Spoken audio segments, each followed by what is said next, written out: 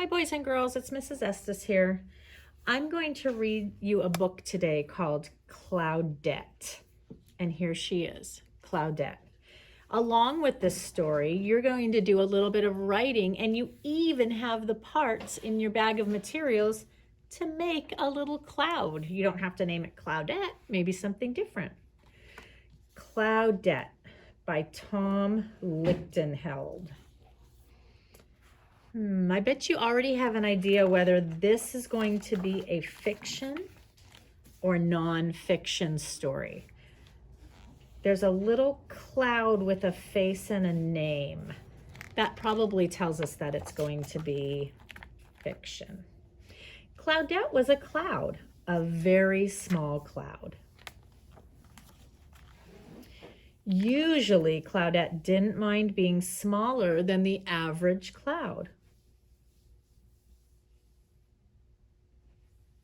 Here's Cloudette. Here's the average cloud. In fact, being small had lots of advantages. Everyone called her cute little names. Hi, Pipsqueak. Hey, Shortcake. Morning, Small Fry.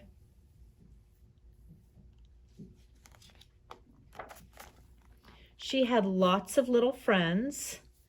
Hey, guys, what's up? Us. Tee-hee. That's Nutty. No matter how crowded it was, she could always find a good spot to watch fireworks. There she is. She could sneak through tight spaces. Excuse me. Hide in small places. I can't find her anywhere. Me either. Tee. And she even had a special little space that always made her feel cozy at night. But once in a while, all the other clouds would run off to do something big and important. Come on, Cloudette, join our cold front. We're going to make a huge storm. Yeah, we're going to water some crops and make some mighty rivers flow. No thanks, I'll just watch from here. Cloudette could see them in the distance doing all sorts of important cloud things. This made her want to do big and important things too. She wanted to make a garden grow. She wanted to make a brook babble. This is a brook, like a small stream or very, very small little river is a brook. And a babbling brook is one where you can hear the water as it travels through. She wanted to make a waterfall fall. And she thought nothing would be more fun than giving some kids a day off from school by creating a lot of snow. One night, Cloudette lay awake wondering what she could do that was big and important. She thought maybe she could work for the fire department. Sorry, we just got a brand new pumper truck. Or maybe they needed some help down at the garden center. Sorry, these plants take tons of water. She doesn't look like she could generate tons of water. But nobody seemed to need her. Here's the car wash. Sorry, it's all done by machines. Cloudette was feeling blue.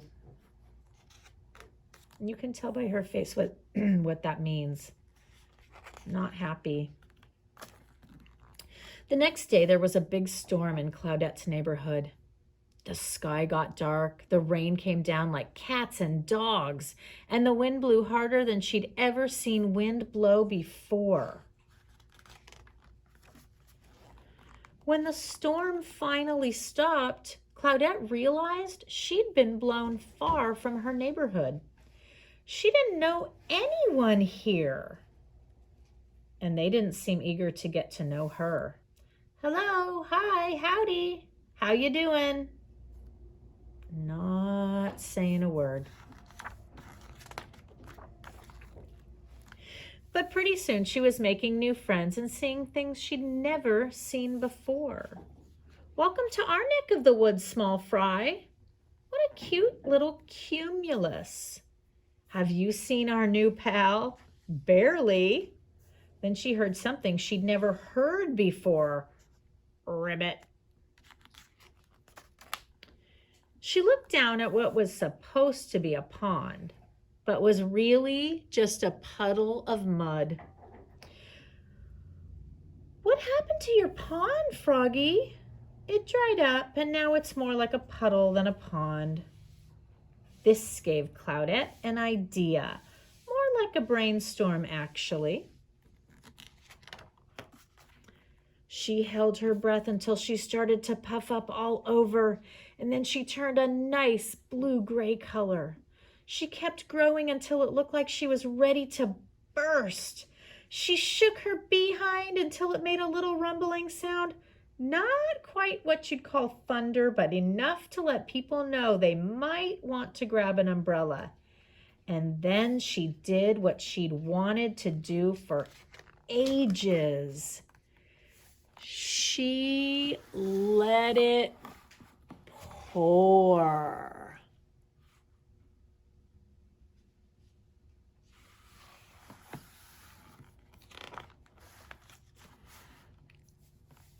Cloudette rained on that little puddle until it grew into a big puddle.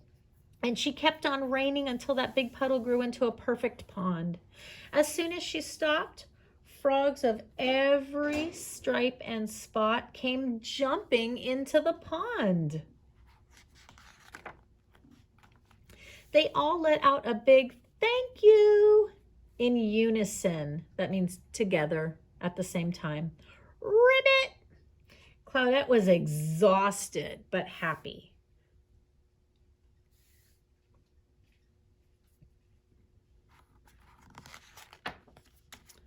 Even the higher-ups were impressed, which got her thinking. Here's the higher-ups, the higher-up clouds. Nice work, Cloudy. Yeah, way to water. Prodigious precipitation, Pipsqueak. That was some righteous rain. We knew you had it in you. Even the higher-ups were impressed, which got her thinking, I'll bet there are other big and important things a little cloud can do. And off she went. The end. Here she is, raining on a little waterfall that's just perfect for some kids to play in.